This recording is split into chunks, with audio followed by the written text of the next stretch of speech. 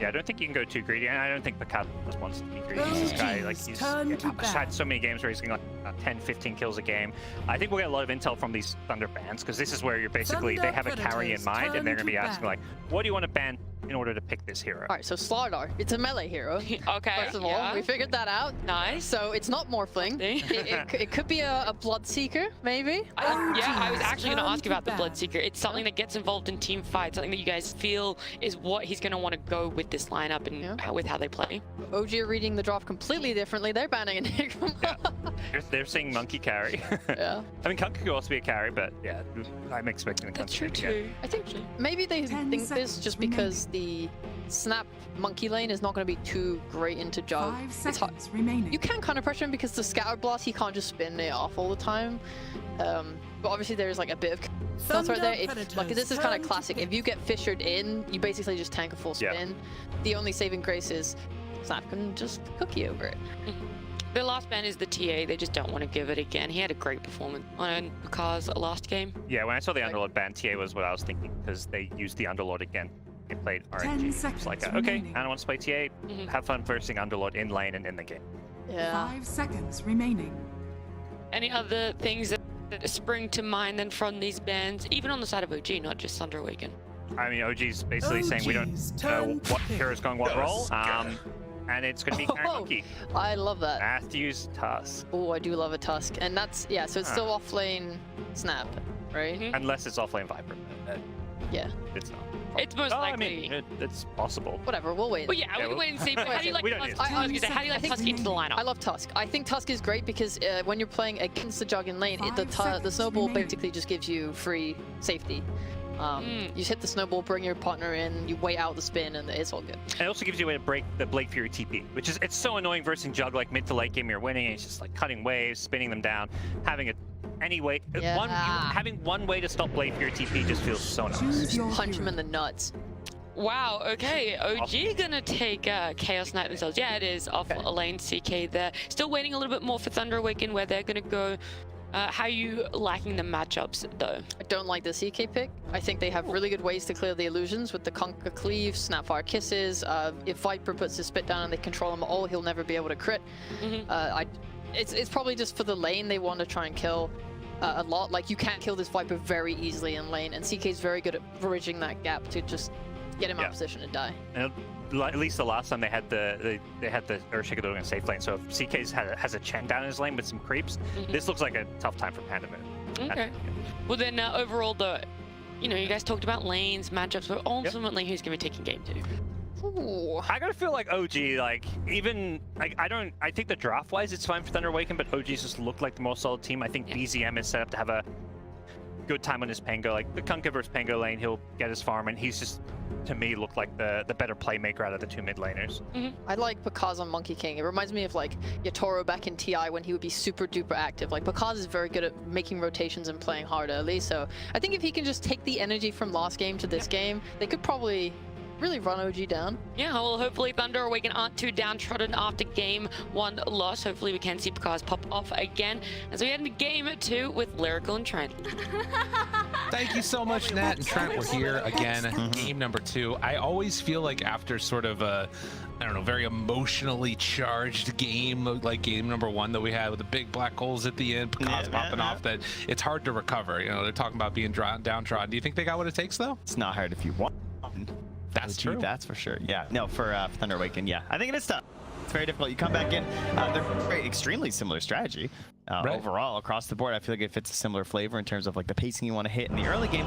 One thing I would note though is I think it's harder for them to get objectives this game, and that was already something that they struggled with in the last match. So they really got to ensure playing the and they're getting the involvement from the cores that they want to at the earlier part of the game. Well, that'll be something to watch for if they can make that happen. But we're already into game number 2.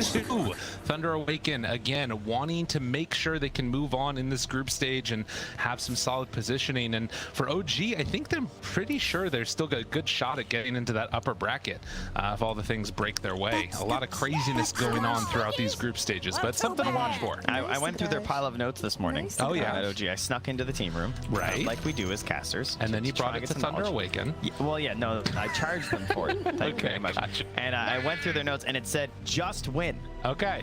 So it turns out that's the best way to try and get to the upper bracket. So we'll see if they can continue that streak here from OGs. They're going to run through an observer ward here, placed early Smile. by Thunder Awaken. Why did he smile? I don't know. He instantly got dewarded. Okay, So that's part of it. if he was trying to do some big brain play, it didn't work. That's unfortunate. They have another ward here towards the mid, though, but the wrap. Uh-oh. Uh-oh. And Moo, you're on the wrong side of the fissure, buckaroo, and they're gonna give him some old high fives and eventually get the kill. Amar actually takes it. BZM looked like he was trying to secure it there, but you know. I'm thinking Alone probably bumped into Seb. That must be what the smile was. Okay, That would gotcha. make a lot of sense. Well, heading off across the map to pick up the bounty runes, but first blood, always nice to get that. Matthew also manages to find a little observer D ward there. Yeah, I'm surprised they didn't kill it actually. From OG, that's something we've been seeing a lot of, right? Where it looks like you got caught, right? From Port Amar. Yeah, I knew it. He tried to use it to secure first blood. This is the thing, right? At the end of the day, these are teenagers. They're playing for a lot of money. They're really good at the game, but they're also kind of goons. It's like they banned all my heroes. All right, you know, I think I deserve first blood. Exactly. Is that so much to ask? If you're gonna put Please. me on CK, All heroes. it's an interesting one in the off lane. It just it kind of gets the job done. Reminds me a lot of the Dragon Knight, you know, Right. where you're just like, yeah, I'm a stun, I'm a body, True. but I'm gonna do this game. Find some stuns, head on into the fray, and make some space. That way Seb can come in for the cleanup, because you know, Chen a little bit less you know, big ulti centric compared to the Enigma black holes that we saw in the last game. So it's gonna be up to Seb to, you know, put his old man hands together and make some plays. Well, he's been loving this. We've seen some great moves from the Fisher with the shard, no doubt. Particularly yesterday in the match versus RNG. Did an excellent job of utilizing that shard to its maximum potential, even when he's on the poorer end. So now he's just securing some assets with the old Fisher here too. Getting some rest out where he can as well. But yeah, stuff to watch for in the laning stage to see if maybe OG can have a slightly better go of it, because Thunder definitely really took it to him in that early going. You can see Sacred already 8-1 on his last inning versus 4-1 on the jug, but already looking pretty good for Thunder Awaken in terms of the lane setups. Looks familiar. True. Kind of what happened last game, and unfortunately able to carry it all the way through. So we'll see how that pans out here this time. But the general game plan here for Thunder Awaken, again, very similar to the last match, where they're going to try and get across the map rather quickly. Pakaz has a couple different options in terms of itemization for this hero. We've seen a lot of the Battle Fury, and that'll kind of be the question. Does he want to go for this Battle Fury build, or does he maybe try something a little bit faster? It's not to say that you can't really play active and involved with the Battle Fury, but I feel like there is these options at like the next level. Yeah, That's not the way it's supposed to go. no, sometimes there's a bit of a backfire there. Speaking of reporting, I mean, I wouldn't surprise report Seb should be coming up next. Would also be great if it was BZM. Oh, of course, yeah. Now, I feel like once the game starts, things start to heat up a little bit in terms of the comms. But passes over a Tango as Pence, and this lane is something that they're going to need to be really worried about for a while, right? You've got so much like early fighting potential there with Matthew playing on this Tusk, which he has been really, really effective on for a while. Especially if he hits 3 and decides to take the tag team with the help of the Snapfire, that can be pretty scary. You can get right on top of each other. Radiant The structures rotation's are over for the bounty fortified. rune. And in the mid lane, you know, more of the same, as Alone has been standing in and doing a really good job of playing with this team. Yuragi continuing to chase Sacred around, but won't go for the full spin down action here, it looks like, as Matthew makes the rotation over, and Seb, they do have the shards. The healing ward already down. Sacred thinking about going for more. Yuragi has a couple more punches to throw out there, but without the spin available, as he had already used it, there's no extra chance for a kill. Yeah, lots of trades back and forth up top there, whereas down the bottom, it's like Taiga's just doing his thing with the creep camps, and Pandamu not really able to exert that full dominance he's gone on here. Oh, look at that damage to the Penitents. God, the creeps, they just beat him down. Taiga finds the kill. trying to survive through this, but there's still punches coming out onto that Monkey King. And Taiga even getting the deny on his own creep afterwards. Yeah, he's been working on the Chen. Yeah, dies in the first blow, then dies in lane on this Viper. Not what you want. Like, this is something that this team and Panda has just used for a very long time. Even last year, he was one of the first people who really tried to utilize this support position 5 to the maximum. And they would often draft it at the start of everything just to ensure that their opponents couldn't play Bristle when it was looking like a really strong hero at that particular meta. So he's well known for it, and he used to like dominate some matchups in the lane. But I think over time, people have just realized that, you know, just don't get right-clicked like 6 times. You know? Sure. Just control the waves, especially with a Chen. You have so many options that you could do between grabbing waves, grabbing creeps, getting buffs and debuffs that it's hard for Panda to dominate it. I mean, they're having fun. They are. You can tell. Hey, he comes back for the high Dude, don't die. Don't. Yuragi lets him go. Listen, if Yuragi kills him, that's just bad manner. Yeah, that's not acceptable. Pakaz gets brought down. Amar finds the stun, and look at those creeps just running at you. You can't trade hits when ice armor's on him. He's tipping the support Viper running away. It's like, yeah. Oh, that's good. That's good. See, that's the big play. That's the big brain play. You tip the person, you start to try and create some frustration amongst the team. Hello. Goes right on in. Torn afterwards, able to correctly predict BZM's direction. And almost there on that other Tidebringer slap, but not quite. Well, Matthew and Seb, they're at it again here. You do have a cookie follow-up after here, though. Yeah, and attack team Seb, he's in some trouble. Snowball, ooh, very nicely played. Couple more punches, the cookie dead. Matthew, oh, the body blocks from Sacred. Nicely done. Man, that's even gonna cost Yuragi if he wants to. Just pop him again, that close range scatter blast, but has to get to the wave first. Some hits. Yeah. So 2 to 3. A good amount of skirmishes and action happening. Taiga's been holding down this bottom lane, and with the penguins coming out, they might find another avenue for a stun. Yuragi dies top, though, so both safe laners really getting bullied a little bit as Seb made the rotation down bottom. Can they find another? BZM pulled back in towards there. He misses, though, on one of the Tidebringer hits, still trying to play interrupt. You have to wonder if that Tidebringer would have connected. Would they be able to find a kill? BZM. Meantime, he's trying to find an angle with this creep. Meanwhile, Mark finds the kill on a Panamu down bottom. We're just watching the wild world of driving in the mid lane here. It's There's a lot of early action going on across all the different lanes. Yeah, Seb's trying to give some space to Yuragi to get 6 up here, but now Pakaz, only level 4 on this monkey, by the way. He's going to show up here with his level 7 offlaner, the double jump. Oh my god. It's a hop, it's a skip, and it's a dump your body in the river. He sent back the fountain. Dude, Yuragi is really not having the game that he wanted. 0-3 right now. And as you said, level 7 had already used kisses on Snapfire. It's 7 minutes in. Yeah, he still has 40 seconds to TP right now in Jug, so he's got some time. Think about what happened here. Sacred rotates to the bottom lane, has the Soul Ring, but nothing else. This is the highest level hero in the game. Sacred ahead of both of the mid laners. And with Matthew and Toe, the boat coming out, they're going to connect, kill off Taiga afterwards. Thunder Awaken are cooking. Yeah, doing a great job. And you know, you were talking about Alone a little bit earlier, and this is exactly what Dark Mago does. So they really need this, you know? Yeah. It's really important to have that teamwork. 6 to 5. I mean, again, not a huge lead as you would anticipate, but the big problem is that Yuragi, he's queuing up a Midas again. He knows what he needs to go for. Has to like catch up eventually, but it's going to be a little bit. It's also different in some other ways too, because like I talked earlier about how Thunder Awaken as they jump onto Seb here, of course, with that break being there, the shorter stuns, it's still not short enough to get the kill though.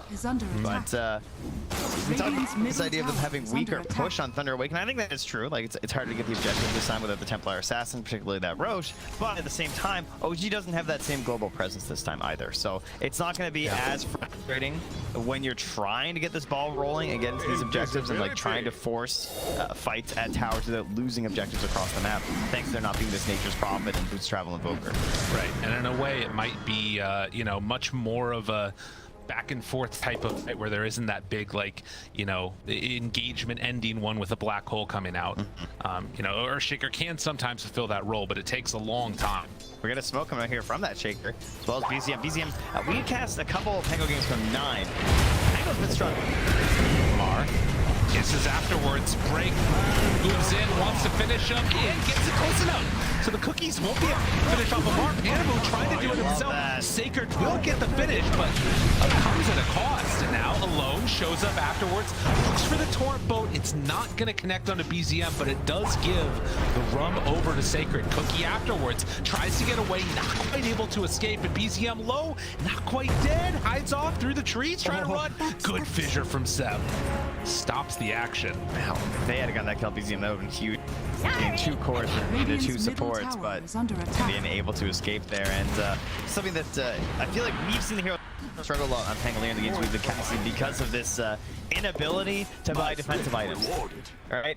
Every single time it's the same thing. It's the defusal into the blink dagger, and then until they get anything else after that, it feels like if they just get stunned once, they can get blown up so quick. And with this Snapfire having such a good game, that's a real concern for BZM here. Fissure. It's not used yet. Alone in a little bit of trouble. Doesn't have boat for a bit. Matthew turns, Seb, air, Alone, Snowball, and Sacred moving into position. That was exactly what they needed. X marks on Gomar afterwards. Seb trying to TP out, won't be able to. This turned from a free kill onto Matthew into some danger here. He's got roll in 1. Ooh, chase, and that's the roll around.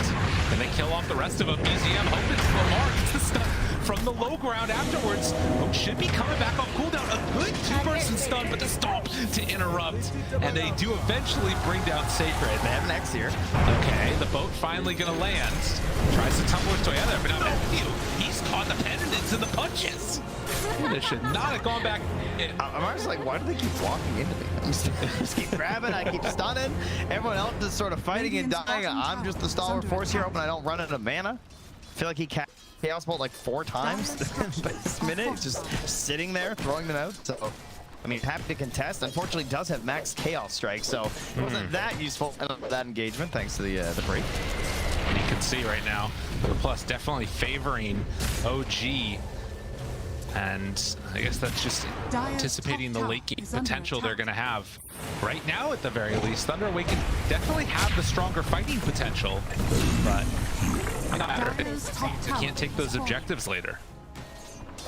Part of it to me is the Chen as well. You see this Chen, he actually just passed Yuragi. Taiga, like, probably you see do the same thing where you can just get farmed so quickly on this hero, and it's also a hero that's very difficult to punish. Like, even you see Alone is so close to him, he's like, I can't take this guy. No. You know, X's got and suddenly stomps are coming out. Got this big old horde of units here. They're just marching. This will help at the very least, but the glyph will come out now to try and stop that pressure onto the mid tower. Yuragi's still struggling to get towards the Midas, and as you said, sort of jockeying for position right now between him and Chen in terms of who's the most farmed. Thunder, at some point, are going to need to sort of try and take some extra aggro here. I've been watching podcasts of you, been like, what's he gonna do? Like, you know, is it worth doing? Is like Battle Fury? Is that too greedy? And he just queued it up. Yep. He went and clicked it. That golden glove. We love it here. It's a Midas meta at the Arlington Major. Every game's got a Midas for us, it seems, and well, this game's gonna have 2. Not bad. No, Amari, you still got that glove, you know? The armlet's still flying out. It's not too late. You could return it. That's true. Send the courier back home. You know what? But no, he'll take it. Gets completion there. So big damage boost now for Amar, especially again with the max out Chaos Strike. He is ready for the big deeps. And do they want to go on him here? With the healing ward down, gets that killed first. Matthew, it's kind of a bit of a psycho. Cookie to get away. Yuragi finally has the Midas. Does not manage to dig up a creep. But will finally start building back up some of his net worth, although the X mark is there. Not opting to go for the spin away. Feeling confident. Classic OG. 2 hero smoke here. Seb goes on down. So Thunder find themselves another kill. While down bottom, they're making movement. Look at them running in half HP Yuragi. Oh no! BZM. Dude, he gets stunned on purpose. And Sacred, he's out of there. BZM is gonna pop the ulti, try and run him down. Sacred gives off his battle cry. Tries to get the cookie out. The boat is there. Going to buy a little bit of extra time, but the stun interrupted it, so boat doesn't connect onto Amar. They have Wukong's command down as well as Mortimer's kisses. They do manage to cut the tree, but he will burn down in spite of that armlet. Oh, Tori catches it. And the move Sacred right on top. Omni Slash not doing a ton of damage to Sacred at all. They do drop that Echo Slam down. Only the Viper on the far. Can they get any more afterwards? Seb down. Can they kill him? Matthew going for a couple more punches. The Boundless Strike to interrupt, but these Chen creeps are really starting to do the damage. The Stomp is out. It connects. They find that kill too. 3 dead for 2. Wait till you see this damage from Taiga this fight. If it all shows on the fight, he did 1,487 damage just at the end too. Like he was just penitent. Oh, you got 1884. You got better numbers than I do. He's just penitenting constantly, sending these creeps. He did the most damage on his team. Yeah, that's wild. Radiant's I mean, this is the danger of this hero, and you know why you can just run him at you. I mean, still you've got that sort of tricore of built-up like beefiness coming from Thunder Awaken, but the Chen is the difference maker. Well, I mean, because he saw the light, and it's gonna be the lightning. He's gonna go for the Maelstrom instead of that Midas, because he's got to get rid of these creeps, right? Like, try these waves. It's the middle ground item between like combat and farming, like the Battle Fury, right? Yeah. And obviously Mjolnir is really strong here. So this fight starts out really well because they attempt to bait it from OG. There's the general idea of just like, okay, we're gonna like smoke a couple heroes, make it less obvious, because they were running through vision that was here from Thunder Awaken. But again, just like game 1, Sacred is getting these long bomb snap kills that are very hard to deal with. Yeah, you mentioned the cut. That was huge too, because that could have like helped extend that fight a little bit further north. And then we watch Taiga. He just throws the pendants on. The creeps run over it, and watch Panda move. He gets demolished. Just, like, completely gone. We'll get found here in the woods, taking a walk, gets brought down. And this sort of duality that we've been seeing of Thunder making a lot happen in the moments where there's a little bit of chaos, and when OG come together and sort of pick that target prioritization, they're the ones that are winning the fights, it feels like. Yeah, instead of maybe going down here, but I will say as well, his Fisher is also partially why this has been working too, so credit there. Sacred, I feel like he really needs the shard. I think he has to go shard first before the BKB, because they still need to get it on this map. I don't think they can like rest on their laurels here. Yeah, I will also, I want to give a shout out to Alone. Like, this is a hard Kunkka game. You've got Pango who can do the roll up eventually later on as well. Oh no, am I casting cursing? Oh, what have I done? I'm sorry, Alone, I'm sorry. Shout out to Alone. I didn't mean it. God dang it. Oh. Right. Shout out to the tier 1 tower mid. Oh, look at him go. Having a great game here shooting those projectiles. Yeah. And it's a hard game for the tier 1 tower because there are enemy heroes. But you know, he's been doing great for the last 17 minutes. Oh no! I'll accept it. Oh no. 13-13, we'll just move on. All right, sounds good. OG, are they gonna go for Roche now? There's a lot of heroes nearby. They're marching. Thunder. I think when Chen takes the creeps, they should get instruments, and they can be a marching band. I like this. Yeah, this is an Arcana. I mean, we all know Chen needs an Arcana. You're all gonna vote for him next year because you're getting fed up. I get it. Ooh, Kings. They know. They are aware. The kisses start coming out because they drop the Wukong's command, the jump right at the start. Tiny Rocky, chunk of damage to him. He has an opportunity here, a moment, but Alone already in the pit, starting to walk forward. They try and get it, and it attacks the Aegis. Well played, Seb on the outskirts, but that Wukong's command to a nice jump, he's able to survive. Oh, he eventually gets broken down. Yuragi also gonna eat the deck, broken. No, still huge though. Even with the break. No, the dodge, dude. It was still so much damage. It didn't matter that the snowball dodged so much. Alone lived through it. They have enough. BZM triple kill, trying to survive. He has so much damage mitigation. Sacred return bomb with the lift up. The Chen, Taiga. It's him and Seb.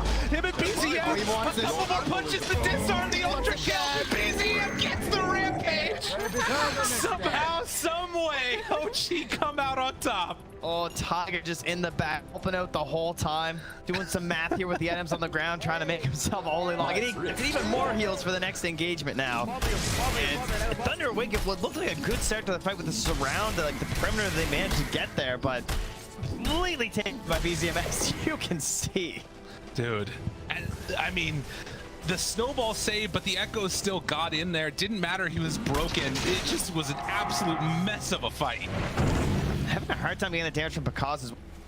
Like, he's waiting on the tree to hop in here for it, and they get the Roche, they get onto a lone. Like, the damage, it comes from OG obviously, but it's just BZM just getting through in this one too. DD Rune throughout the engagement, not able to get that much out of there for old Thunder Awaken. And yeah, even that Thunder attempt with the Echo Slam, but the snowball save from Thunder Awakens there from Matthew, but just too good. BZM just slapping the fight. Not able to really lock him down and just try and focus this Pango. We talk about the weaknesses of the hero being kind of frail, but if you're able to just get through there being backed up by Taiga the entire time, you can see the strength. Well, there's still been some action going on in the real world as the Rampage came out, but yeah, I mean, you're seeing sort of the problem, right? That snowball comes out just a couple seconds too late, and the damage came out from the Echo. Seb making the plays they needed. With, I mean, again, not a huge lead. It still feels like it could be anybody's game, but definitely a big win from OG in terms of the momentum of the game. At the very least for Thunder, they didn't manage to get that Aegis, which would have been a huge blow. Yeah, OG looks scary enough. If they had a revive here, it'd be dangerous, but certainly feeling in control. I think between this Juggernaut and the CK, just, you know, once there's a BKB on Amari, you start to wonder, like, how are they going to deal with him at all? You know, and I think that's part of the worry here is, I'm not sure the plan is here for Thunder Awaken. We don't really have these Scythe heroes again. It's going to take so long before you can get there, like alone, or kind of difficult to work that in for Pakaz to get control because he needs BKB just to go with his massive amount of damage from the Mjolnir. And it's some tough fights. And they don't want to give him that opportunity. Still dagger on the Earthshaker, but he's the one that's leading the charge there with BZM. They find Pakaz, but he manages to jump out after. Yeah, and again, with Shaker with the shard too, you don't necessarily need it early.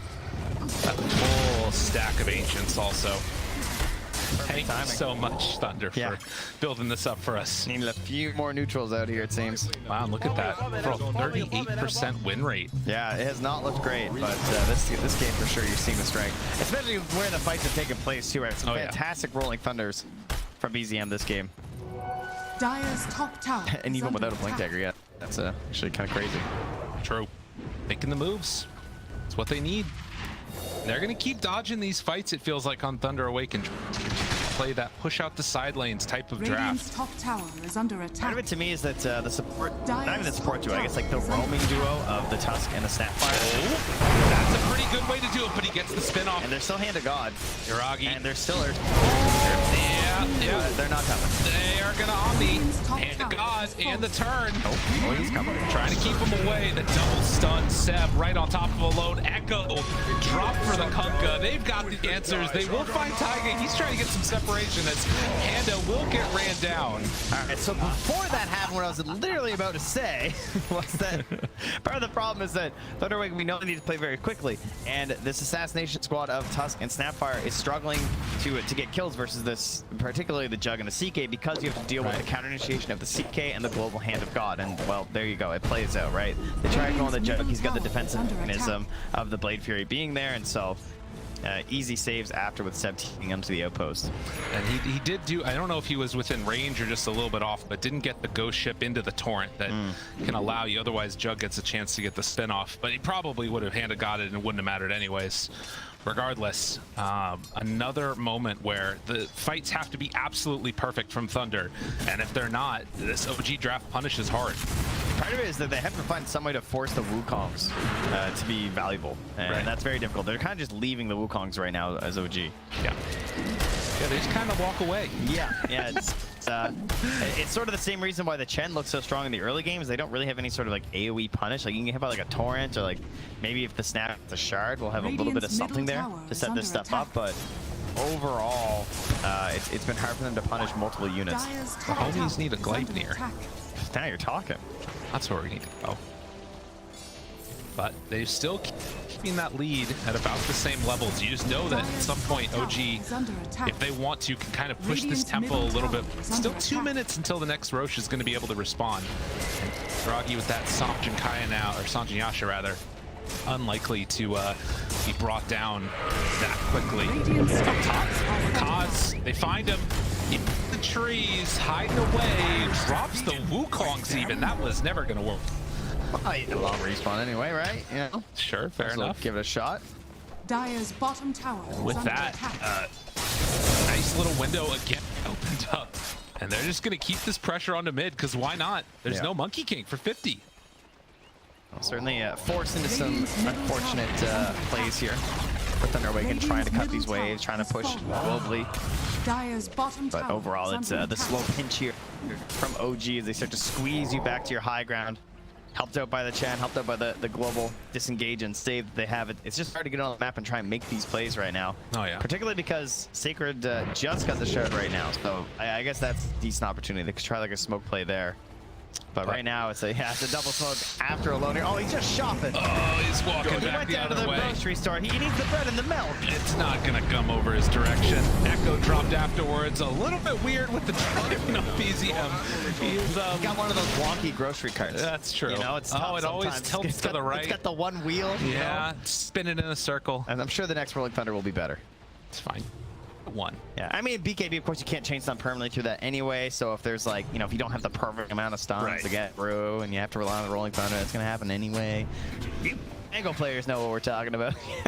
It's They're frustrating. all upset about it. The lead just keeps on growing though, and OG will play this stranglehold map position that we've seen so many times. And 20 seconds till Roche comes back up. I'm thinking this is going to be a quick one, a quick Roche spawn. Ooh, America's favorite game? That's right. Okay, all right, how quick? I'm saying 15 seconds. I'm going to go with 36. Okay. Yeah. We both are thinking it's quick. It's quick Roche. Absolutely. Sacred? Oh wait, they're just going to go high. Maybe they don't care about Roche. I've seen this story before. It's going to be a 2-minute one. No, we're a little wrong.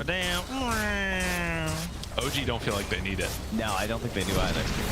Again, this name, the backup, it's all there. Got the heals, got the healing ward down. Alone moves on in. Matthew is there for the bounce, but just gets ran over. Yeah, even the blink in from BZM here to start this off. They kind of commit a little hard there, but Kaz does as well. Okay, goes for the backlines. That stun hits no. It didn't hit him. And now it's second stun. Pulls him out of the direction, pulls him out of the Wolverhampton's command. And with the Omni Slash going, Yuragi will back up a little bit. Kiss is not doing enough. And Thunder, they just about used it all. What's this spin going back and forth? Do they have enough? Can they kill off BZM? Alone trying to do the deeps, but he gets outside of the base. And still nobody dying from OG. They're so survivable. Incredibly tanky. They will buy back on the Tusk now. Just this Vlad, this divine favor. Divine indeed. They move on in. BZM, good job with the roll-up. Pandamoo can't keep after them. As the snowball save will be there, onto the creeps, head back to the base. Sacred gets the blink out. Matthew chased back. They still have a buyback on him. Oh, but Sam! Oh, he did it to him. Oh, Radiant's baby. middle barracks are Oh, under baby, attack. you triple. I mean, the blink dagger. Run up the Fisher, hit yourself with a force staff there. Radiant's And a Tiger. Yeah, I can make some cool plays near the fountain too. Radiant's middle barracks are under Oh. attack. Oh, that hurt. Oh, Yeah. I felt that on my side. Especially with how close Thunder Awaken were actually in a moment there. When they came high ground and they actually land that big boundless strike, they started dropping low. The Mjolnir started to do a little bit of work. And you saw them lining up Sacred there for the big scatter blast, but it wasn't like quite back yet to continue the chain stun on the 4. And when you miss that moment, it's like trying to push trees versus treant, you know? With this Chen in here, look at HP pools, you can see them all moving upward. God, and the stun pulls it back into the base though with the X. The Mets just back up this fight so long. Yeah, they can't.